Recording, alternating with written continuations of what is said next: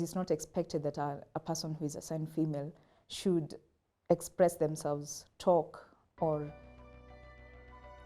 dress as I do. And this has been quite a challenge throughout.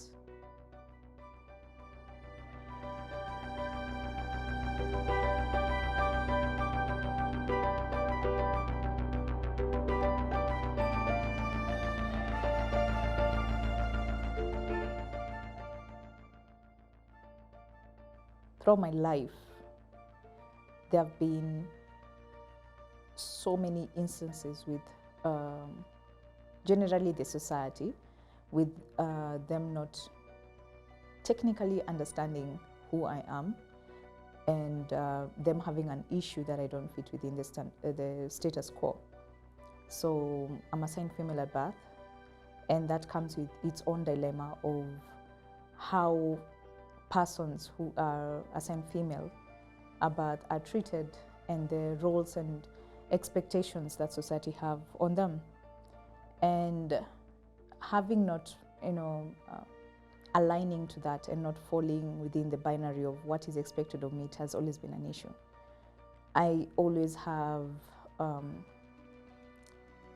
persons always wanting to address my expression and how I dress and how I talk and how I conduct myself.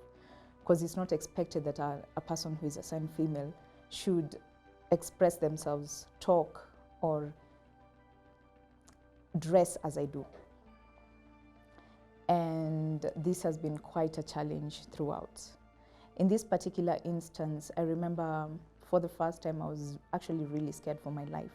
It was just after the whole Kaluma bill coming up, and I was coming from home. It has been a while since I've been in Nairobi, and normally I navigate the streets of Nairobi very freely because I honestly learned not to care as much. As long as I don't bother anyone, I believe nobody should bother me.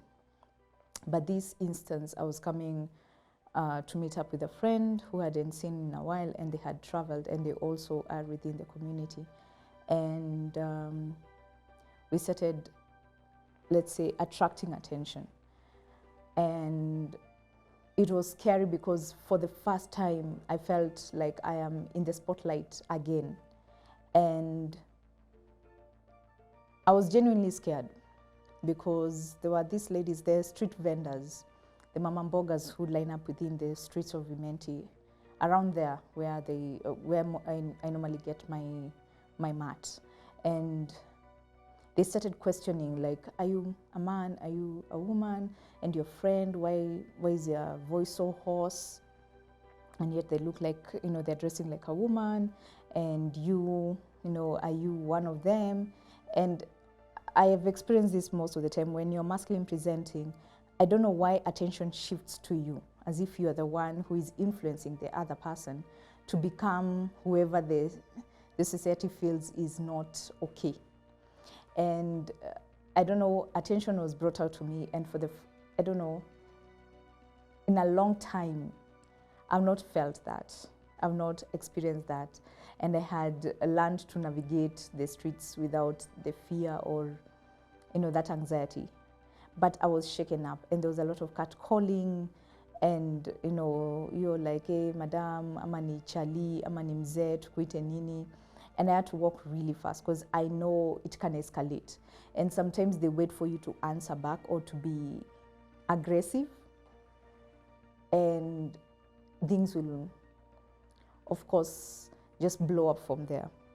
And in this instant, one of the touts grabbed my shirt from behind and pulled me back.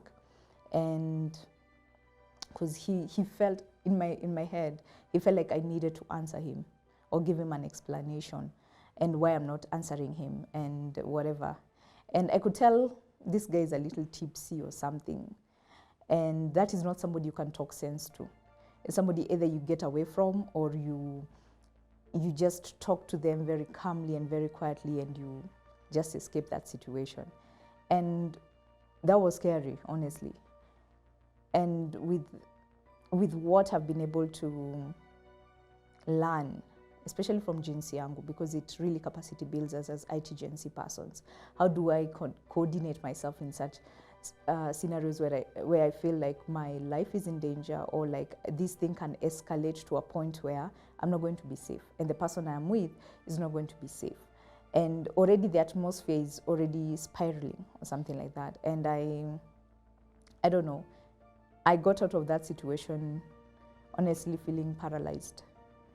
And I did not report it, honestly, because I know of the existing channels, but things like catcalling and being verbally abused, I know it went to assault because he put his hands on me in terms of like pulling me back. But these are things that I did not know exactly at that moment how that will go. All I wanted to do is get away from that situation and literally pray that that guy and I never run into each other, because it will be something that would have de-escalated it would not have de-escalated, like it would have escalated quite badly. In my previous experience, as I said, this has not happened to me in quite a long time. We'd have thrown hands, honestly. But now that I know at least some tactics to keep me safe, to take care of myself and assess my risk, I had to get away. Otherwise, previously, without the information that I've learned from jinsi yangu, I would have thrown hands and I would have been in more trouble, honestly, than what happened. In some sick way, I've normalized that this happens, catcalling happens, and it's not okay. And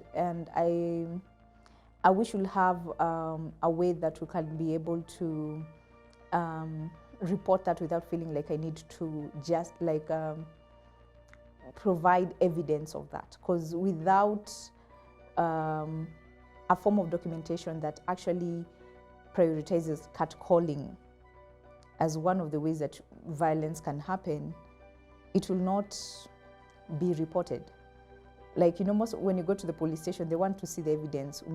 Like, you've been beaten up. This is my marks. I'm bleeding. My bone is fractured.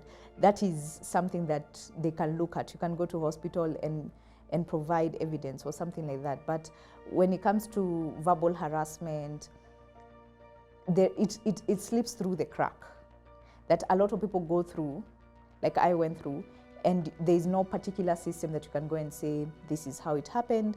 And I feel like that is something that needs to be addressed. Yeah, so I recognize that is something that I went through that was violating, and so many of us are going through that. And yes, we need to report that, because that was not okay, and that person needs to be held accountable, because they will do that to so many other people, and probably they did that because they have done that before. Catcalling has been normalized to the point where we'd rather not talk about it, or we just blow it off because maybe we feel it was not such an egregious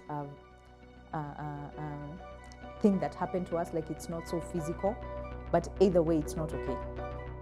Yeah. So yeah, that's my story.